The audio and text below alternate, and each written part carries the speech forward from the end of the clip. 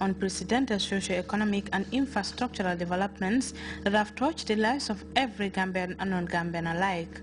Your Excellencies, sir, we really appreciate the policy of free education and free transportation for students of this country, thus bringing education to their doorsteps as compared to the colonial era. Mr. President, you have proven to the world that you are really a Pan-Africanist and giant leader by treating diseases such as HIV/AIDS, cancer, and infertility, which are hampering development efforts on our continent.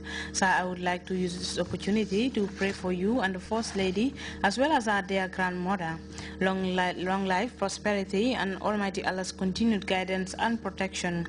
Please be assured of my highest consideration and esteem. The message concludes. On the sidelines of the recently ended Abu Dhabi Sustainability Week, the Vice President and Minister of Women's Affairs, Dr. Aissatou Njie Saidi, received in audience the Minister of Energy of the United Arab Emirates and the Chief Executive Officer of Exceed Industries, who paid a courtesy call on her. Mama J reports. In which these Emirates diplomats paid a visit to the Gambian Vice President. The Chief Executive Officer of Exit Industries was the first to call on the Gambia's #2 at the Emirates Palace. After meeting with Dr. Aissatou Njie Saidi, Kamel Abdallah spoke to Grts in this interview. It was a very productive meeting. We discussed opportunities for business cooperation between Gambia and companies in UAE. We at Exceed Industries are one of the largest companies in Abu Dhabi, and we have several agriculture projects in different countries in Africa. So we talked about extending that cooperation to Gambia, and Her Excellency gave us directions along to the Honorable Minister and the team with him to ensure that we receive the information we need about the exciting opportunities for agriculture investments in Gambia. We believe we could be in a position to make significant investments in agriculture, both in farming as well as in dairy, and we look forward to following up on that. And how soon do we expect that? Actually, Her Excellency, the Vice President, has given her instructions that we should move with speed. We are going to cooperate immediately and then move to steps where we send a team along with questionnaires to get the required information that we need and then follow up with that. Well, there was also discussions on the other issue of energy, and Her Excellency immediately talked to the Honorable Minister of Energy about cooperation and about submitting to IRENA for to have solar farms in Gambia that are partly funded by companies and by the government here.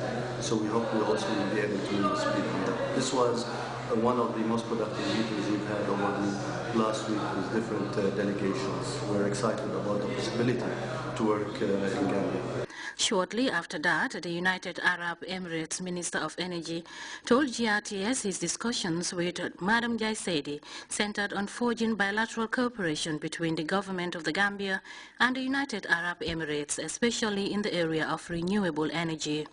We discussed that we mentioned to Her Excellency that the companies that are specialized, either from the private sector or from the government sector, and we agreed that the delegation of those companies will meet with Her Excellencies from future delegation to discuss the environment, the investment environment in Gambia and the needs. So it needs lots of work, but in principle, the delegation from Gambia will come here maybe later to discuss with those companies that are interested. The meetings were symbolic and entailed detailed discussions of issues of mutual benefits for the two countries. Mama J, Grts.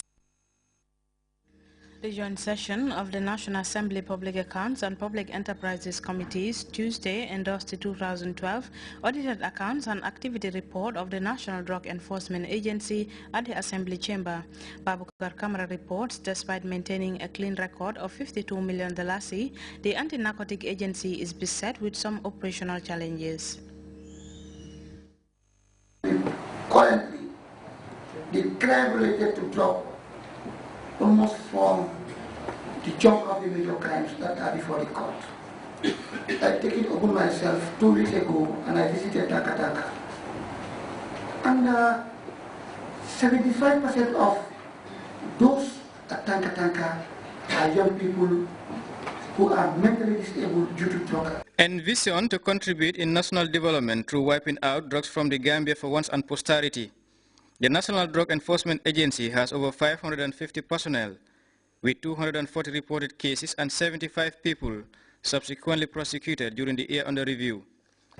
During the reporting period, January to December 2012, the National Drug Enforcement Agency received an operating cost of $51,262,504.70 bottles. Received subvention as reported were largely spent on staff salaries and operational cost of the agency, while straining other planned activities of the institution, despite its generated funds from court fines and forfeiture on drug cases. Sensitization and disclosure was key during the debates preceding approval of their presented reports before deputies. I am quite comfortable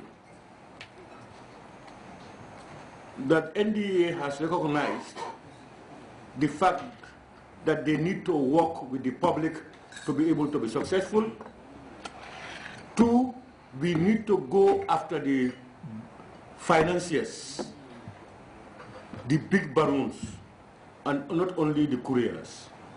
Are you putting into consideration to seal the name of the reporters among the communities?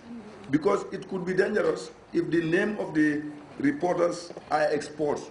92% of culprits are Gambian, and that 90% of the drugs caught or confiscated is cannabis sativa. Tagged with 90% compliance on the Gambia Public Procurement Authority's regulations, with a single audit query on failure to hold regular board meetings as dictated by their act.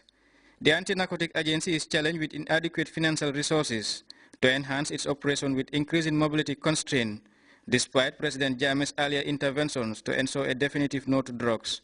Person as well, I am seeing, I think, money counters and human managers and as well psychologists and policing of experts and social workers. I cannot see a botanic expert.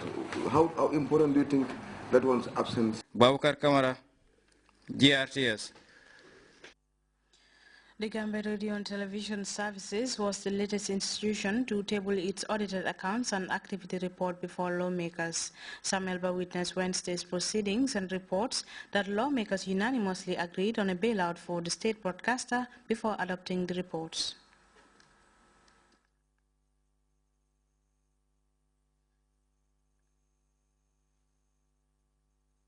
The activity report of the Gambia Radio and Television Services was Wednesday morning tabled before the joint session of the Public Accounts and Public Enterprises Committee of the National Assembly by Director General Alhaji Lamin Manga, accompanied by the board chairperson, acting finance director and head of admin.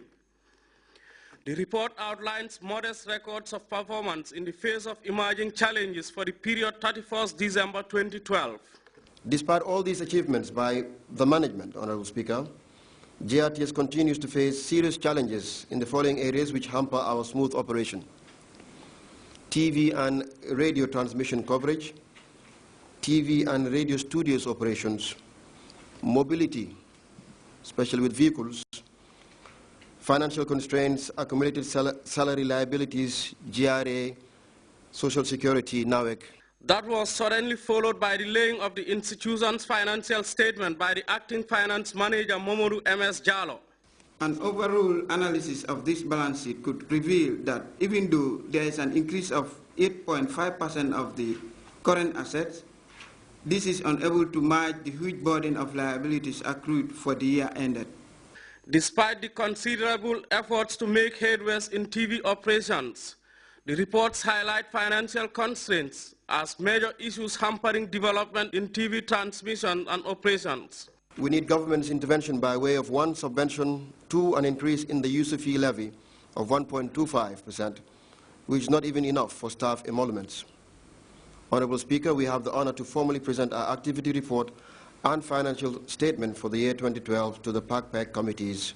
While the auditors certified that the financial statements reflect a true picture of the state of affairs of GRTS, the institution was also found to be mainly compliant by procurement experts, For some members, the state broadcaster is operating under difficult conditions and needs a bailout